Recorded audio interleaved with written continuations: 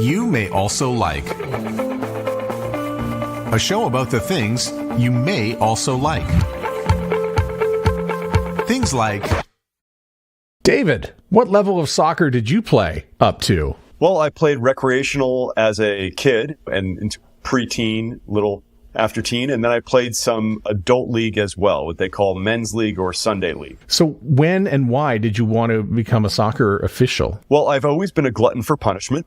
Literally in my entire life, I always seemed to find myself into positions of responsibility, whether it was student government, leadership in corporate life. I played rugby in college. I was a Division I rugby player, was a team captain, and then again, team president in college. So I'm always gravitating to those roles where I want to be responsible. If no one else is raising their hand, I will. Last jury I served on had to be the foreman of the jury. Just everyone was quiet. I was like, all right, I got this. It's just who I am. And so how long have you been a soccer official? I am coming into about my 11th year right now. I did a few informally. We lived overseas for a while. So before I got certified here in America, and I've been certified as a U.S. soccer official for over 10 years. So you said overseas. Why were you overseas? Job. Had a wonderful opportunity to take my wife, 2 dogs, 3 kids to go live in the Netherlands. And I was responsible for Europe, Middle East, and Africa for about 2 years, which was a blast. And that's really where my family fell head over heels in love with the beautiful. Did you pick up a team while you were there to cheer for? Many teams. We lived in the Netherlands, so we fell in love with the Dutch, the Orange. So that was a nation that we gathered, but I also picked up club teams, Premier League team, Manchester United, which this is the reason why they haven't won a Premier League title since 2013 is because that's when I became a fan. And I have cursed them ever since. But I'm a Barcelona over Real Madrid. Our local Dutch team was Utrecht. So we picked up a number of teams while we were there. Why would you pick Barcelona over Real Madrid?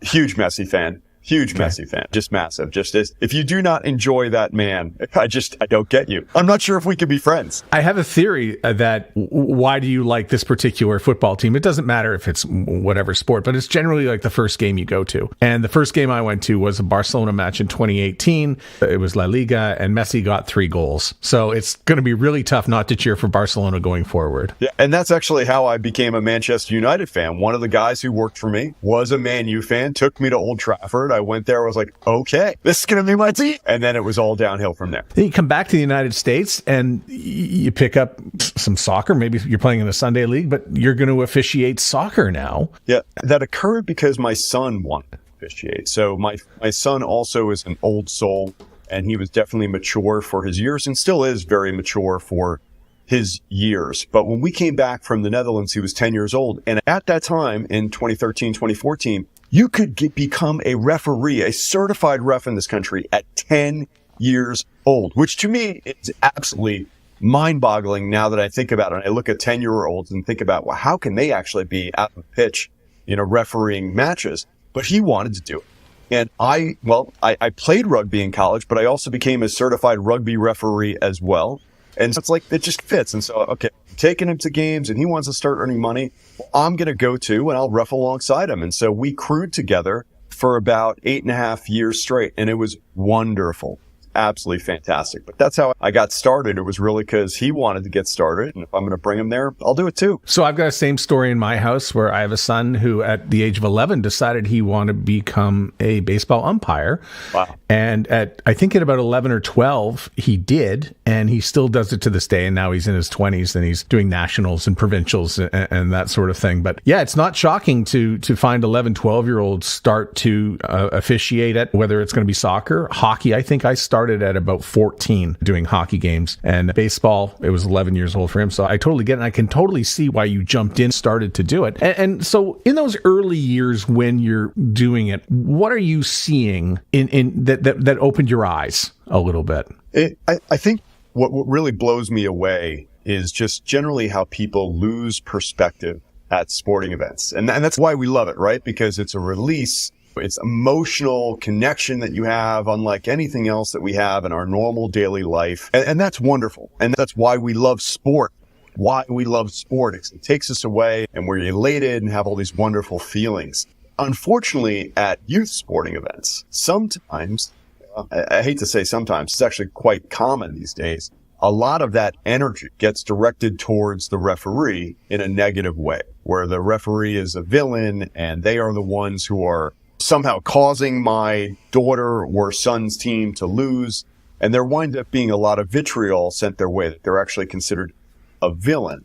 And that's part of the reason why I've started doing what I do, is to try and humanize the referee. We would never allow a parent on the sideline to scream negative things at a child on the pitch. One of them wearing an actual soccer jersey like they're playing. But if it's a child wearing a referee jersey or an adult wearing a referee jersey, well, then it's fair game. You could say whatever you want. You could threaten their physical safety, and people just consider that commonplace. And it's really concerning, to say the least. And I'm always surprised, and I'm not surprised really, how little the parents know about the rules of the game. And I think you had a really good example that you cited in one of your video pieces, whether it was on Instagram or TikTok. And I'm not sure if it was a game you were doing, but a player gets injured and goes down, not a head injury, but the play continues. And parents, fans go ballistic. And as an official, you're sitting there going game keeps going till something happens. And maybe that's why we also see some common courtesy where one of the teams will just kick it out of bounds and maybe get the ball thrown back and then return the favor. It's still a player's game. But as an official, I don't know how you stop and explain to people, I can't stop the game. It's not a head injury. We're just going to wait this out. Yeah, now I would be the first one. So this was my match. I was centering that game. It's the last minute of a high school game with a 1-goal difference. And what makes soccer and rugby and some of these other games very different is that there are not traditionally lots of stoppages of play, that we keep on continuing. And it's hard to score goals. It's a low-scoring game. So when there is a promising attack and someone goes down, the only time we stop it is if we know it's a serious injury. And again, I'm not superhuman. I'm not a doctor. I can't look over and know, okay, that's serious or not. But generally, if there's a collision, if someone is in severe pain and you can tell something bad has happened, okay, I'm going to stop it immediately no matter what. Or if it's a head injury, I stop it immediately. But soccer is a game where sometimes people just get a little bit upset and maybe they just fall down because they have a cramp or they're injured, quote unquote. They're not really injured. And because that happens, we try and just continue. If it's not serious, it's nothing life-threatening, there's nothing that immediate attention would necessarily do for that person. They got a cramp. Maybe they just got, a little bit of the wind knocked out of them. We continue play until there's a natural stoppage or there's no longer a promising attack. And I had that happen in my game, and people are screaming at me, yelling at me, calling me really bad names, very upset. And I'm sorry. That is one of the things that makes the beautiful game, soccer, different from sports like American football, where there's a whistle every 5 seconds. Sometimes there not be a whistle or a stoppage for 4 or 5 minutes straight in the game of soccer. It's a different thing. So that a lack of understanding from a lot of parents who maybe didn't play the game growing up carries over into the misunderstandings they have with referees who are reffing their kids now. One of the things that really struck me about when you're explaining things is how you use the word laws instead of rules. So we are talking about the rules of the game. The NFL has a rules committee. Let's talk about the rules. But you are always, these are the laws of the game. Where did you pick that up? Is that a thing? What have I missed? Yeah, so the actual laws of the game written by the International Football Association, they're called laws of the game. It's different from local rules of competition. So every league has some local rules regarding substitutions or things like that, the time they're going to play in a half or things like that. But the laws of the game, the overarching laws, again, what is a direct free kick offense? What's an indirect free kick offense? What would be a yellow card offense, a red card offense, things like that. Those are actually called laws. And so when you hear someone actually use the language from the laws of the game, that should be a telltale sign. Probably actually read them. When someone says that's not a rule, it's well, maybe you haven't read the laws of the game. So it is something that is a little bit different from, again, soccer, or football, which is an international game, and we have these laws that govern things.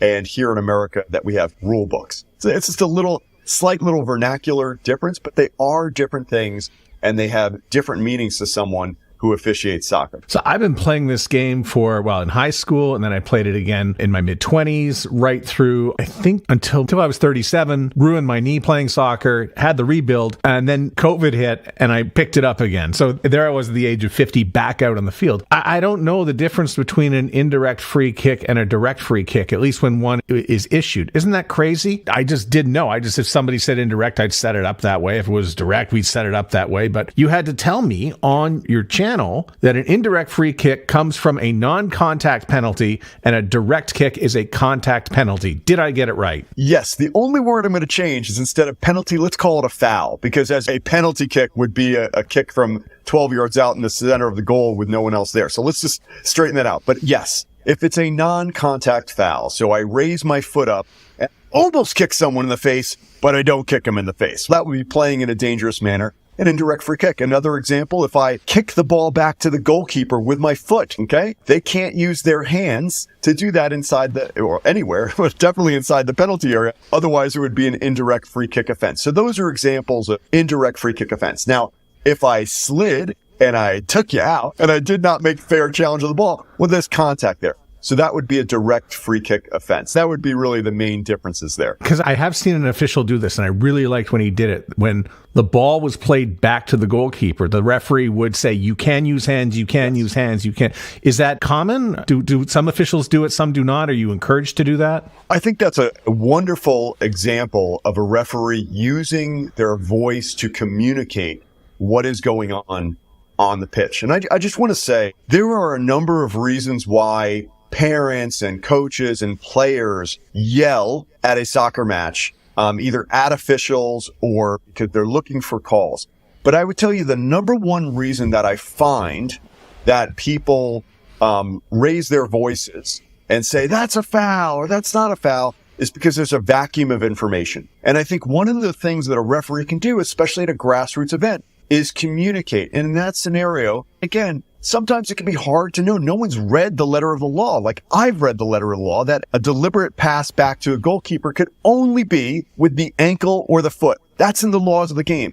But what if someone like heads the ball back or chests the ball back or uses their knee and hit it back? Sometimes people are like, I don't know if I can pick it up. It's helpful if you're the referee is to be like, yes, you can pick it up. You can pick it up. Let's go. Just trying to help people understand the laws of the game. We're not trying to play gotcha out there. Just help people understand. I'm not sure of the exact number in Canada, but there are now 26 million people here in the United States who play soccer on a weekly basis, who are engaged with the game on a weekly basis. There are only 14 million people in England, okay, like the home of soccer, that play it on a weekly basis. But of those 26 million people, how many of their parents grew up playing the game, right? Not that many. And then also the laws change over the years. They're constantly changing from year to year. So as a referee, I think it's great that we can communicate, help people understand, to broaden their understanding of the game. So there's less and less of that misunderstanding and frustration. Because if you go to the sideline, you have to explain to a parent, or even if you call it out and you say, let's dog so. And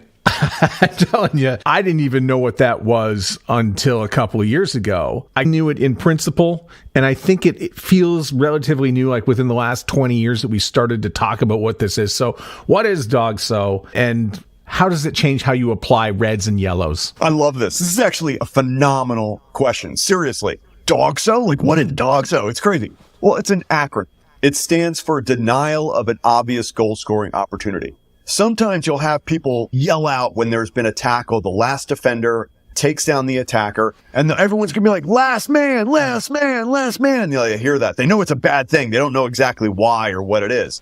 But in soccer, because it is so hard to score, right? Just the way the game is set up, it's relatively low scoring, that we make it a cardinal sin if there's an attacker who's through on goal and only has the goalkeeper to beat. If a defender takes them out of the play, and the conditions for denial of obvious goal scoring opportunity, dog so, are met, it is met with a red card. And in our game in soccer, when you receive a red card, it means you are sent off and your team has to play down a player for the remainder of the match. It's very different from American soccer or basketball. When a player gets sent off, well, you could sub someone else in. It is a really bad thing in soccer when you do this. So what we're talking about there is denial of an obvious goal scoring opportunity. And there are 4 conditions.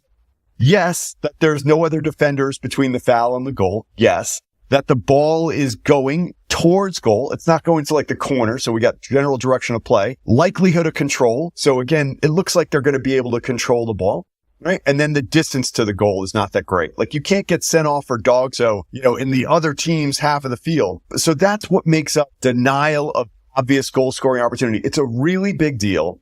It's a really important call. And so it's critical that we all understand what it is, when it happens and when it's not something that it happens or when it's not a red card offense. So that's a big part of my channel, is trying to educate people on what these things are, so that they can intelligently talk about it and understand it on the pitch. So this did come up, by the way, and you did review this in your channel. And I happened to be in Barcelona when this took place at the Champions League game. It was PSG versus Barcelona. Barcelona's cruising along with a 1-0 lead. And it's Araujo in the 29th minute who commits a dog-so offense, very lazy on the play. And I judged by the fans, aside from the fact that I had to ride the metro home with all these sad fans. It was an honest funeral on the metro. But they understood dog soap. They understood that the foul was incorrect, that the play was incorrect. Bitching to the referee was occurring from the Barcelona coach, who sees it differently, obviously, from his position. But from the fans that I was talking to, they really did understand what this was, and it was a lazy play by the player. Yeah, the thing that's very interesting about that, so those who know, they get it. And then there's feelings like, oh, the referee shouldn't have shown a red card that early in the match. And that's the thing, right? Like you brought it up earlier. These are not the whims of the referee. It's early in the match and I want to keep it close. So I'm going to show a yellow card and I'm going to let him stay on the field. They are laws. The laws of the game specify exactly this scenario and exactly what the punishment is for this scenario. It is not an option. He could not go there and say, hey, I'm not going to award a card or I'm just going to do a yellow card. It is a red card offense.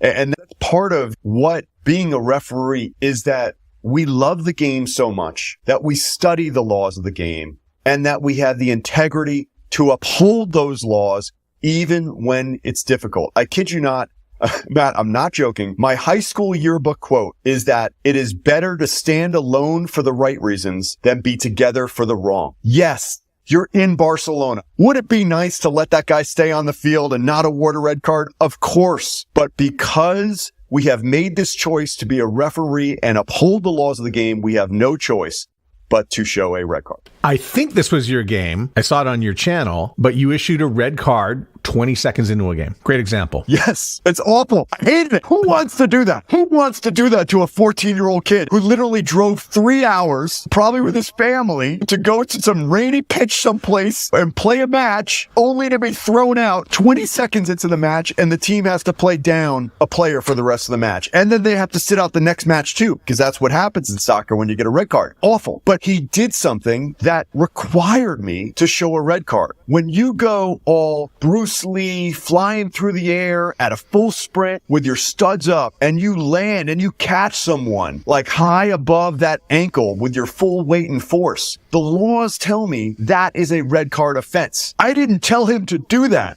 But my job as the referee on the day is to uphold the laws that I've sworn to uphold. And I don't want to make it a holier than thou thing, like I'm a judge, but our number one job out there is safety. And so if I don't give that kid a red card for doing what I believe and firmly believe after seeing the video again is a red card offense, well, what do I do for the next kid who retaliates and does that? Hey, you just gave him a yellow card. So it's consistency, it's honesty, it's integrity. And unfortunately, that means that we have to dish out some punishments that some people may not like. And I will tell you, I got a ton of grief over that from people who don't know. But pretty much everyone in the ref community was like, good job. You did your job. Well done. Yeah, I can see some sports like hockey, and speaking as a hockey official, where we might give a 2 instead of a 5 early in the game, but you do set the tone for the rest of the game. It can be a little bit more objective in that sense. So I can certainly see how that could go sideways quickly. Yes, I've watched plenty of hockey videos. Crazy. And hockey parents, oh my gosh. Well, there's a glass. It's okay. Hopefully. Sometimes I've seen them try and climb over the glass and try to accost people on the way out. It can be crazy. Or the hockey parents going after each other, right? So the hockey parents are outside the glass and then they're going after each other. Forget about the referee. Can you toss a fan? Just go, you're gone? Absolutely. Yeah. I've probably had to do it about 10 times in my 10 years. Normally, they get the point after the warning. So in my early years, I used to get very upset. And who said that? And they'd be like yell at the parents, watch your mouth or don't talk to me like that. Now that I'm more mature, if I have an issue with the parent, as a 49-year-old man, I could just simply say, hey, please, you're here to cheer the kids, coach is here to coach, players here to play, one ref here to ref. Please help create a supportive environment by cheering your child. Any comments, the referees, or any additional comments, you'll be dismissed. Sometimes I'll do that. But if I'm not comfortable and someone's really irate, I just go up to the coach and I say, Coach, that parent over there, red shirt, hat, please go talk to them. They're engaging in public dissent towards the referee crew. If they do not stop, I will then next ask you to have them leave, but please go talk to them. And usually that does it. Everyone sees the coach come across. No coach wants to deal with it. No coach wants that. Because let me tell you, not only is that guy or gal, soccer mom or soccer dad, yelling at the ref, but they're also yelling at the players too, telling them to pass, shoot, press, blah, blah, blah. And they're joysticking their kid all over the pitch. And it's not helping their kid develop a soccer IQ or perform any better, and just giving unneeded pressure out there. So let me tell you, coach is not upset if he has to go do that. And normally they can stand it. But yes, again, I mentioned earlier, if you say anything negative to a child on the pitch, if you say something that is rude or insulting to a child on the other team, I don't give you a second chance. Absolutely. I grab the coach, that person. Again, if you can't handle that warning, okay, you're gone. If you get up and try to physically come into a referee's space, and I've had this before where I was the center and saw someone get up, try and yell right next to one of my fellow crew members, face, you're gone. Okay, our safety is compromised. We cannot continue unless that person is gone. So yes, we do it. I am very thankful that I haven't had any personal physical assaults. I've certainly had people threaten my physical safety and needed police escorts out of a pitch. I know people who have indeed been physically assaulted. So I try and address that verbal abuse early, because I know if people do not feel like their words are working, the next step is getting physical. And we've got to stamp that out before that could even be a possibility. And you've got a couple of videos that you've shared, and I've seen this before, and that's where the kids say, Mom, Dad, shut up, shut up, shut up. It's just stop. It's enough. I know. Dude, they don't want to hear it. What 13, 12-year-old kid, 15-year-old kid wants to hear their parents yelling at the ref or the players or telling him, no, man, just go there and support and enjoy it. Enjoy it.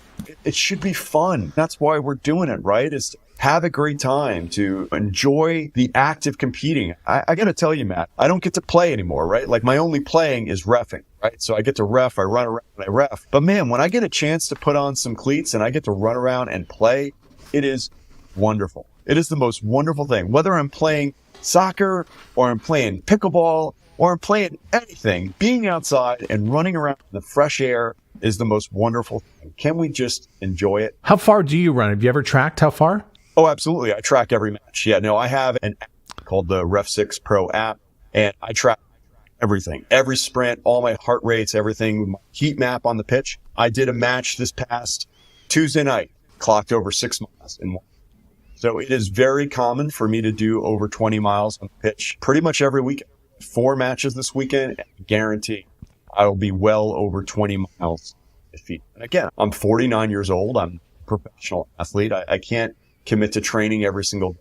Probably work out 2 to 3 times a week in addition to my reffing. Man, yeah, it keeps me fit. That's one of the things that I love about it, is not only do I stay mentally fit, because it's a wonderful release and a wonderful lose yourself in the moment, worry about the stress of what's going on in my corporate life, but it's also a physical release, and all the wonderful positive endorphins get released. I saw the heat map, and you were talking about a 2-man system, and I've never seen 2 referees on the field before. I have in hockey, but I've never seen 2 referees on the field before. So how does it work between you when it comes to calling who calls what? There must be some sort of eye communication between you. Did you get that? Did you see that? If you didn't see it, then you can call it. How does this work? I'd like to say there was a better system, or that we make eye contact. No, it's awful. So there's an extreme shortage of referees in our country. And then again, the high school associations always want to think that they're smarter than the professionals, so they make up their own rules. And soccer is one. So we have a different law book or rule book. They have a rule book, not a law book for high school and college sports, but then also to keep costs down.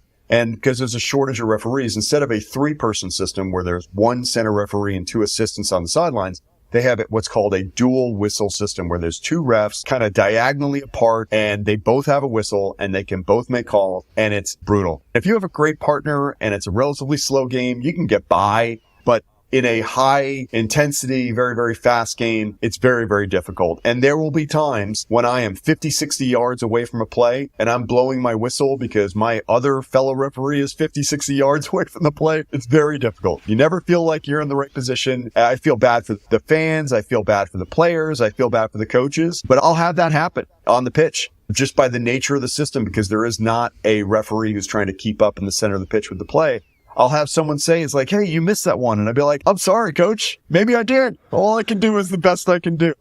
I think that's being humble and appreciating how the system is deficient in a lot of ways, and just being honest, being like, hey, I'm sorry, I might have missed one, usually takes a lot of the anger out of it. Okay, so in hockey, we did 2-man right from the get-go. Right from when you start, it's 2-man. You call the offsides, you call the penalties, you establish a zone between the two of you. Why is it so much harder in soccer? Why do you not speak as nicely about it? Tell me why it's that bad. So tell me this. How long is a hockey rink? It's 200. Okay, so 200 feet. So we're talking about 185 feet. Yeah. 70 yards approximately? Okay, so a soccer pitch in high school, because they use American high school fields, is 120 yards long. How wide is a hockey rink? 85. 85 feet. So what is that in yards again? We're talking like 35 yards, something like that? Yeah, not even. Maybe 35 yards? Okay, so an American high school field is often about, for soccer setup, is about 58 yards wide. So we're talking about twice as big,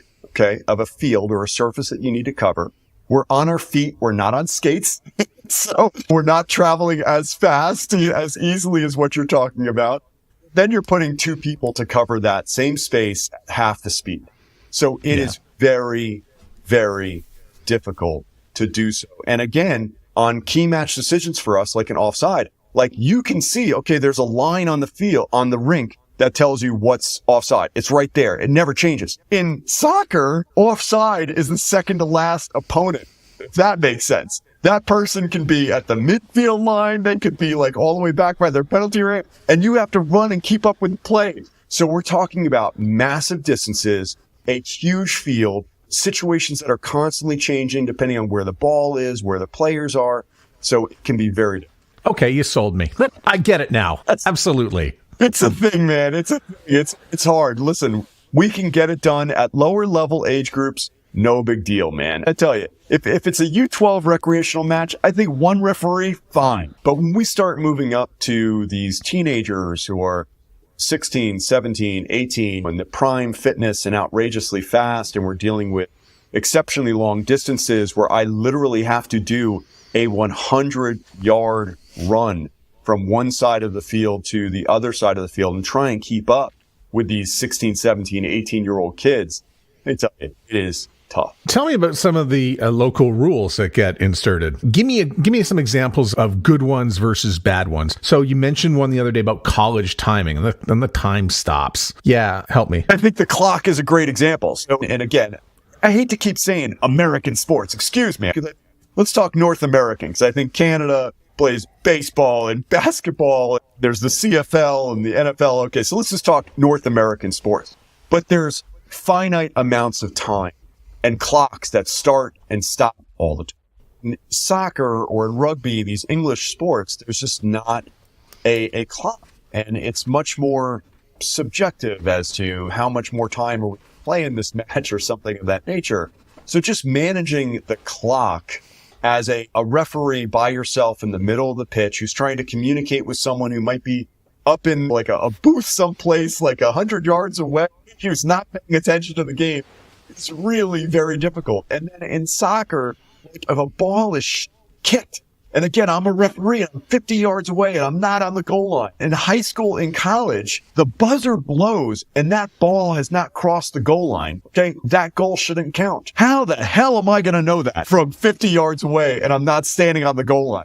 So I think, clock is a great example of local rules of competition where we try and Americanize or North Americanize soccer so that it's easier to understand for people here. The way the game works and the way it's designed, it makes it really hard to, there are a number of other rules, at lower age groups, like play out lines, and you can't do headers and different amount of substitution, all those types of things that just make it challenging as a referee, where I could be in 1 week, I could have to implement 4 different rules of competition across 10 different leagues. When can we substitute? Depends what rules you're playing by. So in high school, it's one thing. College, it's one thing. In some leagues, it's one thing. In the pros, it's something else. In the pros, it's any dead ball, corner kick, throw in, goal kick, goal is scored. Even if there's an injury or free kick, it's at the referee's discretion. But as you move through all of these other types of leagues, it starts getting much more complex as to when you can and can't substitute. So, and the number of times you can substitute, the number of players exactly you can substitute. How many times a half can I substitute? You could sub in the first half, you could sub in the second half, but once you're out, you're like all these things.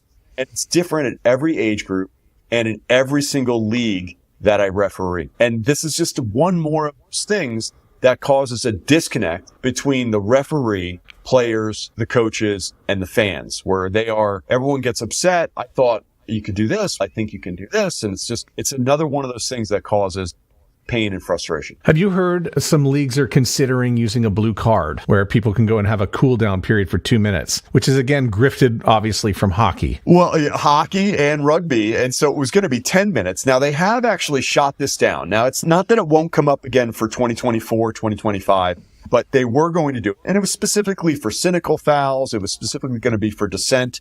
To deal with the issue of verbal abuse towards officials, there would be a blue card, and then you would have to play a player down for 10 minutes, kind of like a penalty, as you said, in hockey. They do it in rugby as well. Again, I think there's some times where I think it would be well served. I know in England in particular, they do have what is called a sin bin for dissent, and it has been very, very positively received and implemented at addressing negative behavior towards referees. Not only do they do sin bins in England, but they also have done trials with body cams. So they're actually recording these behaviors when a referee feels that they need to capture something on film. They don't record the entire match. They just touch the camera and it starts recording the minute previous, and it keeps on going until they touch the camera again. And it has gone a long way to addressing dissent. And they have not had a single incident of physical abuse or violence towards an official since implementing the body cameras. And I'm waiting for these to be trialed or allowed here in the United States. We are not allowed to use even communications equipment as referees at youth levels here in the United States. We're not allowed to use body cameras. And I'm really hoping that changes sometime in the near future, because I think that things like this, the blue card, if that's the right thing, if it's 2 minutes, if it's 10 minutes, body cameras will go a long way to addressing referee verbal and physical abuse. I have 3 kids who all played sports. My son played soccer from the time he was 3 to the time he was 18.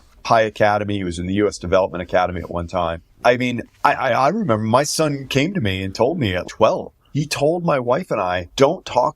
Like, I don't want you even yelling positive things to me during the match. Like, you can just cheer and just be a fan and support the team, but don't talk to me out there. I don't want to hear. And I tell you, there's sometimes parents, like all of a sudden, it's the common refrain about referees, right? Don't make it all about you, ref. But I see so many parents, like all the time, that are making it all about them, that are just screaming out the most ridiculous things at players, at referees, like all over the place, like dumbest comments. And even if it could be a good comment, again, it's totally making it about them. It's like, just cheer. Support these kids, whether it's on your team or the other team. Celebrate the fact that we get to watch our children in our community play wonderful games and get all of these great lessons. And I'm telling you, I think my son grew as much from the losses and the negative experiences he had as a player as much as he did from the wins. I think even more so. It's okay. It's okay if a call doesn't go their way. It's okay if they lose a game. It's what did they learn from the experience? What did they get from that experience, man? It will make them stronger.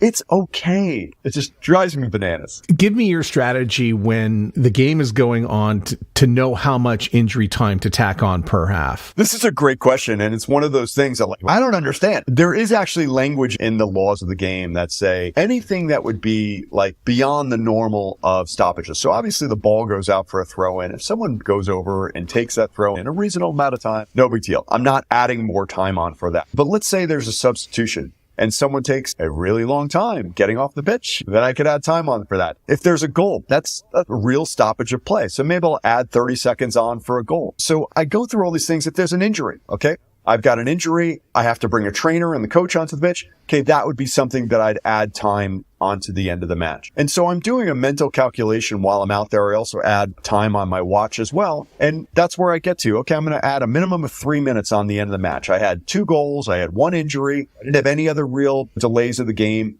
Okay, 3 minutes feels good for me. I think one of the things that is challenging is that it is mystical. No one sees it, because you're not stopping a clock in front of everyone. So like, how'd you come up with 2 minutes? How'd you come up with 3 minutes?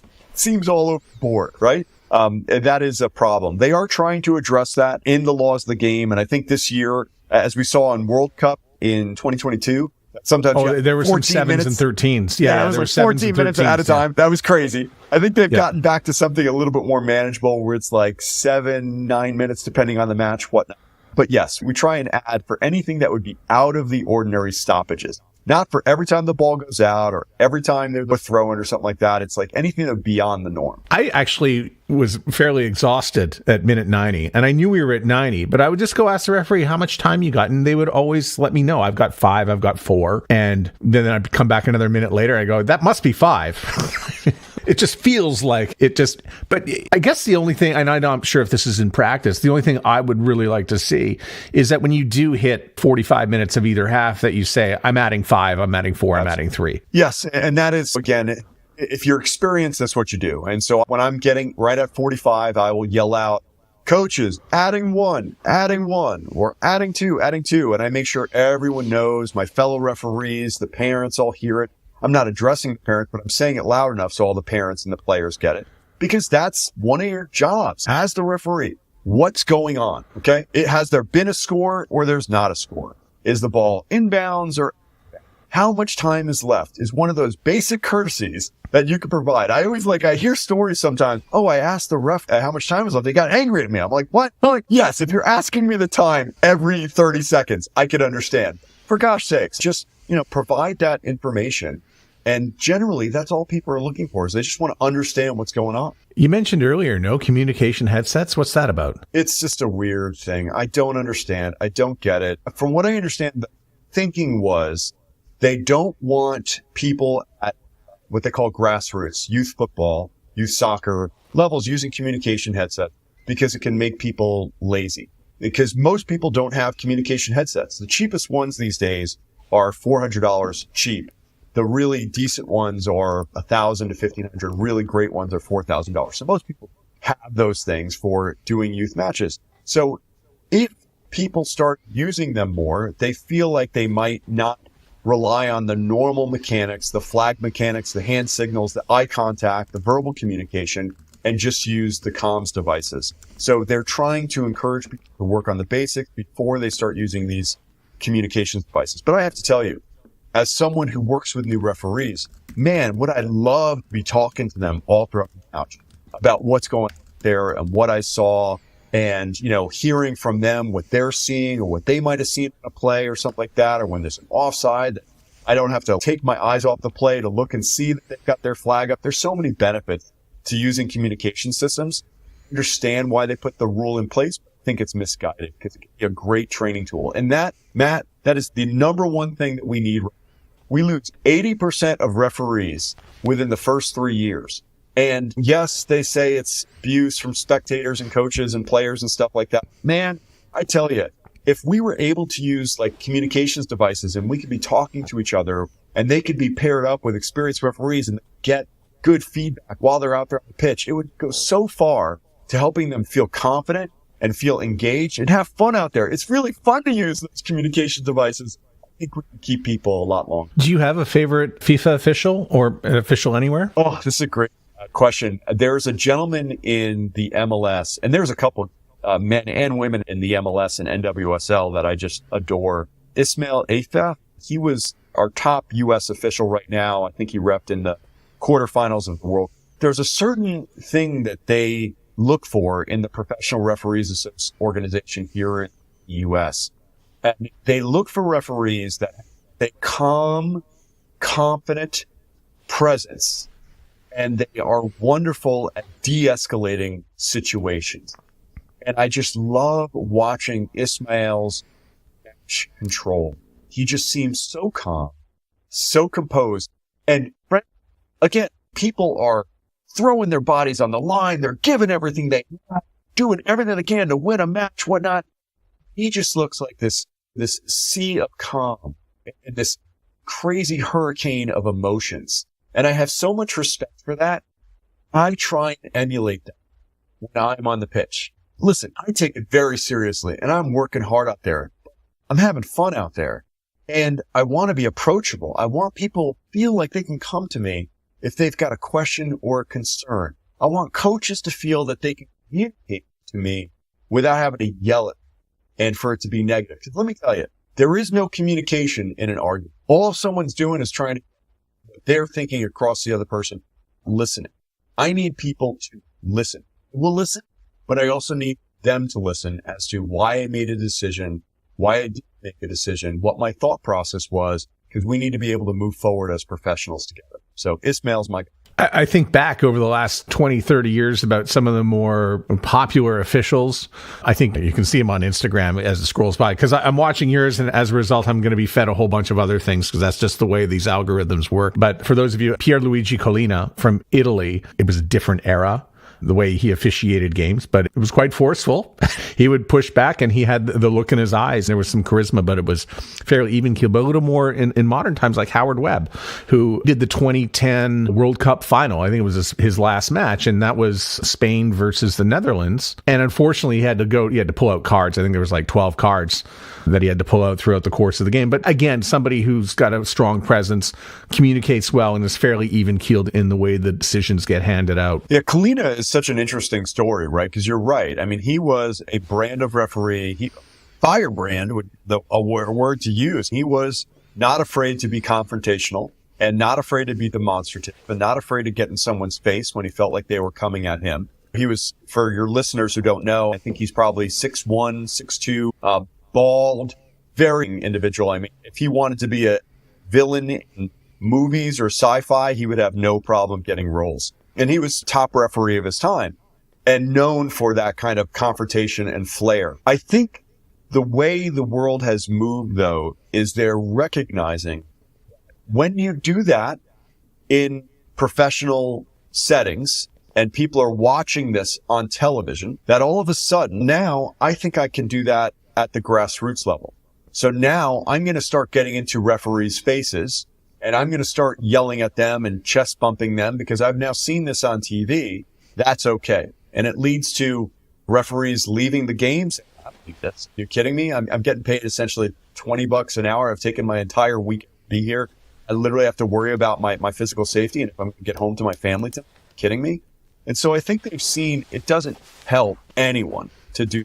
Also, I think the bar is a lot lower now for cards, for yellow cards and for red cards. You know, that behavior 30 years ago, bumping into a referee, going head to head with them, fine, play on. Now, if you touch a referee, and I'm thankful for this, again, referees have gotten killed. Let's not like sugarcoat this. So like, oh, it's no big deal. No, referees get killed. And it happens every year. And I get emails and messages every single week from referees who are being assaulted in recreational leagues. So now, much lower bar, you touch a referee, at a minimum it's going to be a yellow card. You do it in a way that's forceful, it's going to be a red card. So Collina heads up all referees in the world for IFAB, the International Football Association.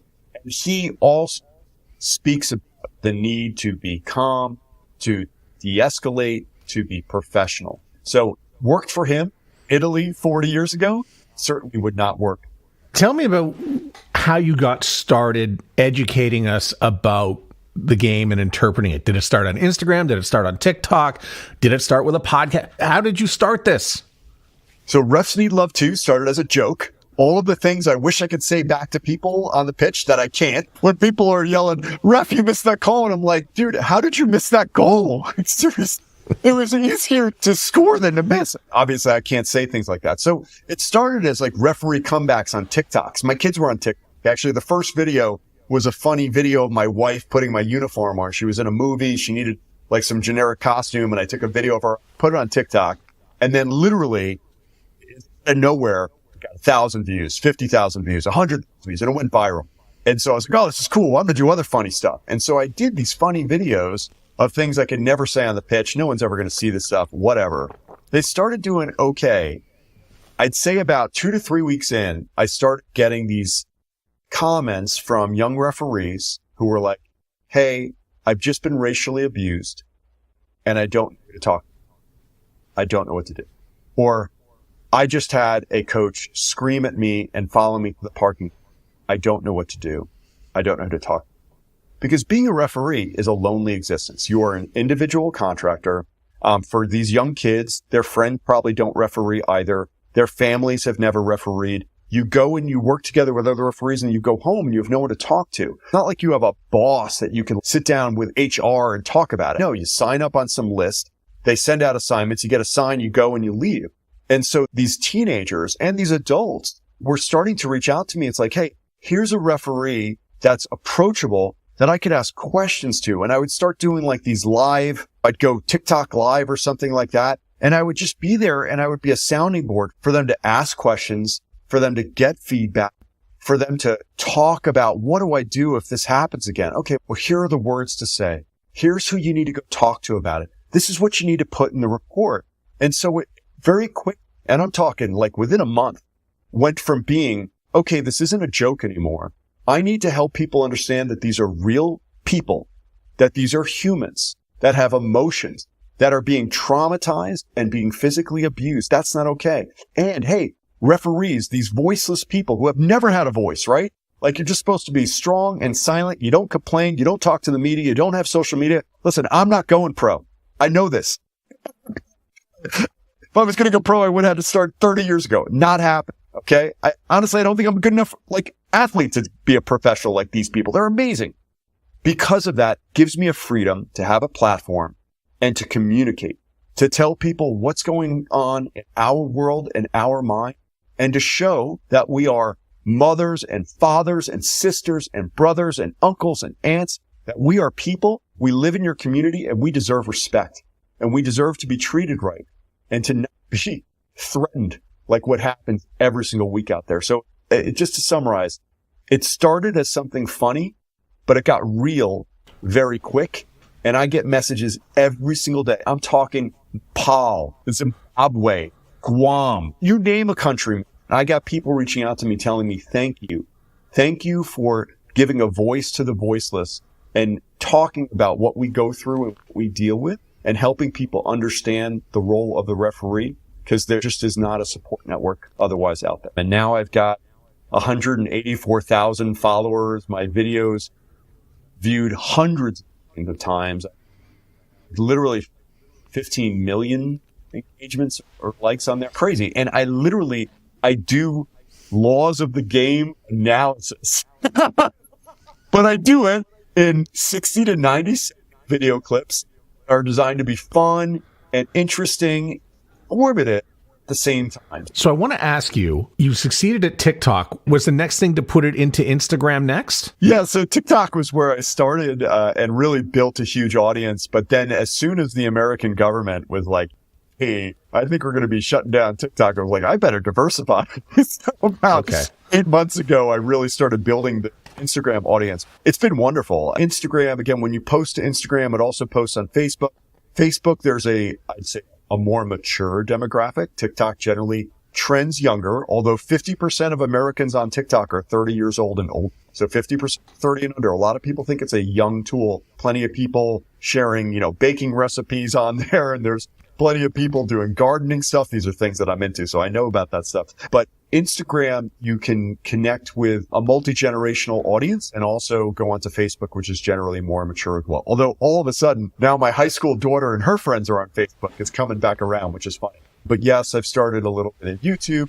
It's just, there's only so many hours in the day. This is a passion project for me. It's a side hustle. Gosh, I'd have a channel everywhere. If I could, I'd be doing a podcast every 2 days if I could. There's always so much material. There's only so many hours in the day. Okay, so then you got the YouTube channel and you've got the podcast too. I wanted to have you on. I didn't even know you had a podcast.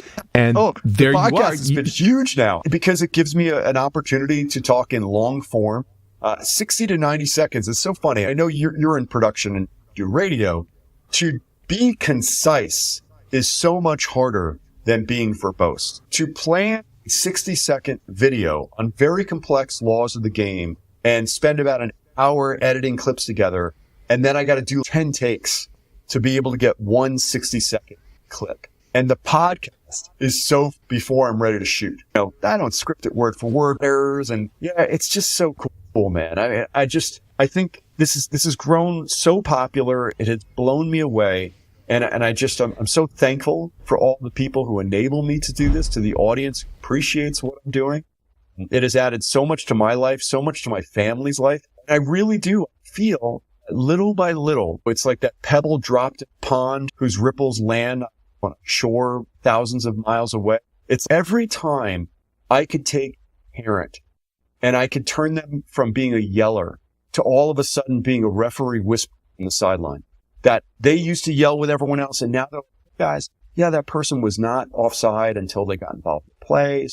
And they start doing that. Or a coach who, instead of yelling at the referee, all of a sudden, starts to just focus on their players. And if they have a question, they ask it in a nice manner. Or a player who's respectful for the referee. It's like every time that happens, man, I'm affecting 10, 50, 100 people. And we're changing the culture of a game, and we're changing the culture of a league, and then we're going to change the culture of a sport, and hopefully change the culture of a society that is more empathetic, kind to the officials at their youth sporting events. So it's just wonderful. Okay, so one reason why it would dissuade me from going out to becoming a soccer official is that I sit at home, high definition, giant television. We get to wind it backwards. The referee gets assistance from upstairs. We're going to do the little VAR. We're going to go have a look at that. And I'm like, oh, that's for sure this. And then it's not that. And it's explained to me fine. But the number of things that I miss when I'm watching, La Liga, and every Saturday I do watch La Liga, I will miss some things. And I'm like, I don't think I'd be able to do this at my local level. Well, let me tell you, Matt, just in our conversation, you seem like a very conscientious person who cares a great deal, and you love the game. So you would be great. You'd be wonderful. And there's a level of soccer out there for you. And I am so thrilled. So my kids are now 19, 17, and 15. My eldest is off to college. My next one's going to college next year. And I'm so thrilled that I have this now, that on my weekends and during the year, I be with these kids, with these 13, 14, 17, 18-year-old teenagers. They have so much passion and joy, and they've got their whole lives ahead for them. And I love that I get to be there and experience these games with them, and the highs and the lows, joy and the cheers and the tears and all of that stuff. I love it. And because I'm a referee, I've got this for the rest of my life. I've got this. I can participate in the game that I love. I can be there. I've got the best seat in the house when there's a great shot, an awesome goal or a great save. I'm a goalkeeper. I love the great saves. I get to be right in the middle of it. So I think you would do a wonderful job. And I think a lot of people would do a wonderful job. And man, if you can't run 6 miles, well, there's, under 8 soccer with a very little pitch. And man, they need referees too. And it is so stinking cute. So whatever you can do, whatever you've got time for, whether it's hockey or baseball or soccer, I'm telling you, if you can't commit to being on a team, because you got to be at all those games, be a ref. You can choose your schedule. It's a little extra spending money. It's a great mental diversion. It's a stress reliever. It's physical fitness. You're giving back to the game that's given you so much. I really want to encourage everyone to participate if they can. Well, keep it up, David. I love it. It's one of my favorite channels, and I'll always stop to watch what you're saying because I learn something every time. So thank you very much. Man, whether you're 20 or 80, the day you stop learning is the day you get old. So it's just all about staying up to date and relevant. I'm so thankful that you reached out to me and we had this conversation. I'm so thankful that you enjoyed it. I really do appreciate this opportunity to come on your show. Thanks for listening to You May Also Like. You may also like our website at youmayalsolike.net. The show is produced by Evan Serminski and built for your ears by everyone at the Sound Off Media Company.